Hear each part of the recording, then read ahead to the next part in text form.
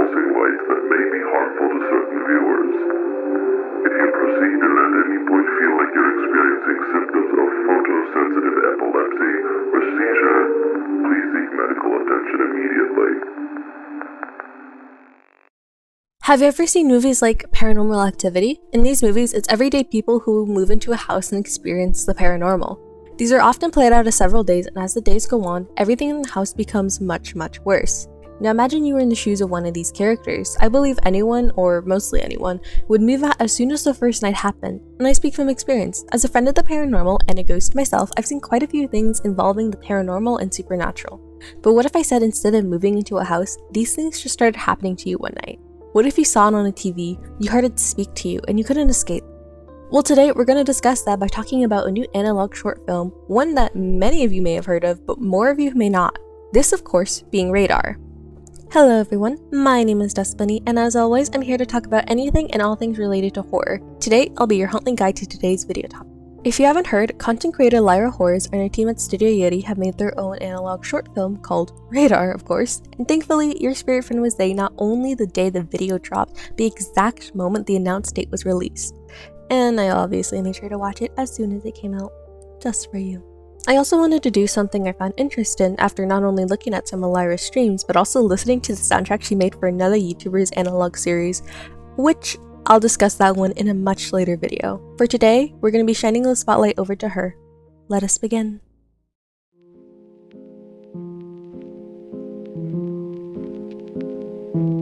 The film opens with the American flag playing on a TV. If you don't know what this is, I'll really quickly explain. During the 1950s, every day at midnight, the TV channels would sign off. In America specifically, they would sign off to footage of the American flag while Star Spangled Banner was playing in the background. The entire song would play, and after would be swiftly cut to the iconic TV colored bars that you know well today. And the broadcast would begin back up around 6 a.m. local time for most areas. This happened all the way up until the 1980s to the late 1990s when broadcasters started switching to 24-hour schedules instead. After the TV turns off, we get some text on screen which actually gives us an exact date, and we meet our main character of the film, Nathan. Nathan is experiencing an entity coming into his room on the TV screen every night around 4 a.m. This began on Friday, August 27th, 2000, and after that night, Nathan is recording exactly what happens. Saturday, August 28th, 2000. Something strange started happening yesterday. I put my camcorder on the bookshelf by my window in hopes of recording it. Since the event happened around 4:15 last night, I set an alarm to wake myself up and press record around then. And of course, this happens right on schedule at 4:14 a.m. We get to see the TV suddenly come on. The static here is different. The text at the bottom states that the TV has already been unplugged for about 8 hours now. Here, we are introduced to the second most important person in this entire film, Face. Faith asks Nathan if he can hear him. Nathan politely asks him to leave. When Faith asks Nathan if he can hear him once again, Nathan becomes more frustrated, telling Faith to leave in a more angry tone. This leads Nathan to ask what Faith is exactly, with it only responding, lonely. Where it starts screaming and footage of the night ends there. Nathan is clearly very, very distressed and confused by this, as anyone would be in this situation. However, unfortunately for them, each night will only continue to get worse. Sunday, August 27th, 2000. It was far worse last night than it was on Saturday. I learned last night that this isn't pre-recorded. At least I don't think so. It's trying to talk to me. That face in my television. I'm scared. This is where Nathan makes one of the biggest mistakes he could have had in this situation. But I'm going to keep recording. Maybe ignoring it will help. This time, as the TV comes on and Face begins to speak, Nathan doesn't respond. This infuriates Face, where they start screaming, and a banging noise is audible. The camera falls down, and Faith is showing Nathan something presumably horrific. Thanks to the captions and the audio, we know this is footage of something. Something like someone gasping for air. This causes Nathan to be so distressed he vomits on the floor, and the night ends there. Honestly, I'm gonna touch back on this later because I'm going to do a full circle around down the road. Monday, August 28th, 2000. Something is wrong. I feel sick. I can remember recording footage and typing these up, but I can't remember the days anymore. I can't tell what that thing wants from me or why. I can't stop it showing up. I can't break the TV. What does that face remind me of? It cuts to Face once again reappearing on the TV, this time telling Nathan to wake up. This is the first time we actually get to see Nathan stand up to Face, telling them to go away and to stop making yourself look like that. Face taunts Nathan, asking what's the matter. Nathan has some questionable words saying, "You know exactly what you're doing, who you're trying to remind me of." He stammers for a bit, saying he doesn't like it, and Face begins being evil and decides to ask why while screeching the screen to someone's skull exploding from behind. This infuriates Nathan, telling Face to shut up. Face simply says no, chuckles, and then said something I actually didn't remember picking up on the first time around. "You had your chance for me to play nice, remember? And you didn't listen." Nathan, being rightfully confused, doesn't understand this, and neither did I, at least for a while. Continuing being cryptic as hell, Face tells Nathan he will understand, just not tonight, before telling him goodnight and leaving Nathan in the pitch dark. But this isn't where the tape ends. We get to see Nathan walking towards the door, and when we get to see when he does open it, we are welcomed to a long hallway filled with eyes, before it quickly cuts to a TV once again, and we see an arm coming out of the TV until it goes back into the hallway scene. This time, Nathan is next to the door. It falls, and the words are presumably written in blood, saying, "Smile, you're on camera." The footage cuts out before we're back to where we started. The TV is playing the sign off again, but it's distorted. The audio is wrong, and the entire bedroom is doused in this red hue, and Nathan is panicking. Nathan says he has to get out of here before running to the door. This next scene description is probably what I consider the most terrifying part about this film. Nathan realizes his hands are completely gone, so he starts to slam his body against the door to try and escape, but it doesn't work. You can hear the sounds of a window breaking, and this releases a putrid odor in the entire room. Nathan begins to beg for help, and the night ends just like that.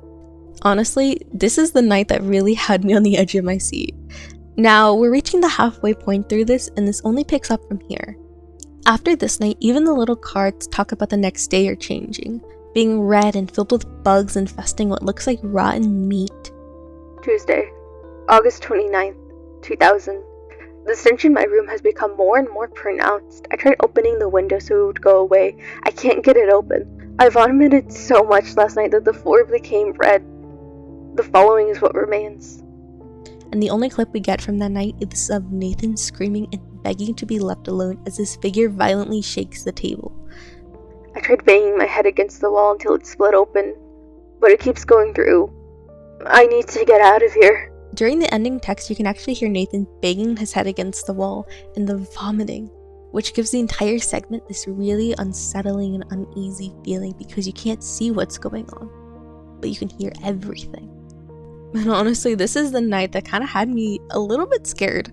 Normally, I don't get scared when it comes to horror or stuff like this, but this is the night that was so horrific because it was so perfect. The audio, the visuals, even the pacing was just perfect, because even while we were watching the film over and over, this clip in this figure of Nathan screaming still sent some chills down my spine because it was still had this massive shock effect over me several times after watching, and I love it for that. And the best part is how the next part of the film kind of continues from this. This clip was recorded on August 31st, 2000. Keep that in mind.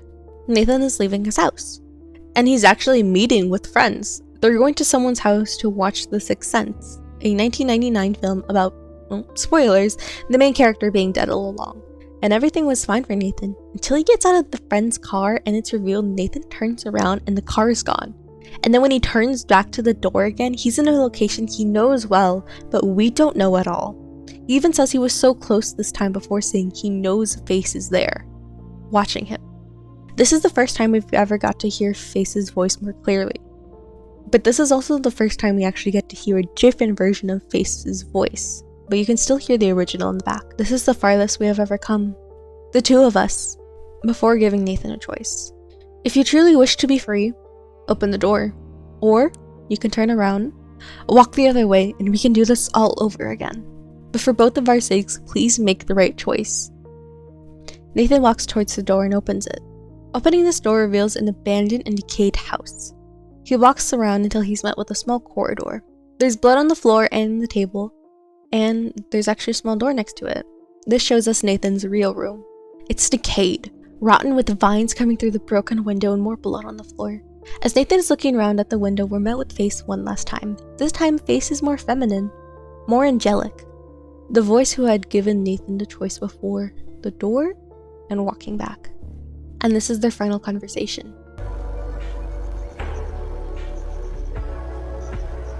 I'm so sorry. I know this is hard for you, believe me. But it's time to move on now. You're free. Will anybody remember me? Will anybody even care? I've made sure of that. Goodbye, Nathan. Goodbye. Thank you. The film ends with the exact date, September 1st, 2009. Now I kind of want to dissect this by what I believe is going on, and I'm going to use my own theories while also building off of another theory about what is actually going on, namely the theory made by the post-respect community who discussed this the day it was released. First off, I do believe Nathan's dead. When I first watched Radar, I did it in one sitting and I didn't really get things the first time around, but after rewatching the film and watching post-respect's YouTube video about it, I was able to kind of understand a lot of the things, but I also want to touch on certain things that weren't talked about in their video because of the fact it was slightly updated in the film after that video was released, but I just wanted to put them out there anyways. The first thing I want to talk about is the thumbnail. Granted, it's delicious and it's something beautiful to look at, but I don't think there's a lot of understanding about this thumbnail, like why were these scenes chosen? And after you watch the film, it's a really big reason why, because these scenes are very important to the story. The Able scene and the scene where Nathan is outside of his house have intense meaning to the entire film, and thanks to the captions being added later in the film after it was released, we got more information about what exactly was going on in these clips. First off, Nathan is in a time loop, a loop he has chosen to be in for over 9 years. The thing is, he didn't really realize that. Blinded with anger and the refusal to move on, Nathan trapped Face with him in this loop, repeating this over and over. According to Pastra and their community theory, Nathan was kidnapped and murdered in a red room and has been in a time loop ever since. But I wanted to really mostly expand on this by pointing out some things. First off, as we just discussed, there are very out of place scenes in this film. The eyes, the scene where Nathan is talking to his friends, and the transition back. I think it's Nathan refusing to move on, denying his untimely death in the most publicized and horrific way to go. He is angry and confused about his death, and instead of moving on, Face, the person in the TV, is trying to force Nathan to move on, hoping to end their cycle together, but Faith didn't start out like that. Face, as the nights continue, becomes more angry, more agitated, more frustrated with Nathan. Face has to go through this cycle every time with Nathan, and because of that, Faith starts taking more extreme measures to have Nathan move on, using the smell of his rotting corpse, the hallway, even going as far as to have Nathan relive the moments before his death seeing his friends. Even when Nathan is given a chance to move on, you can hear two voices from Face.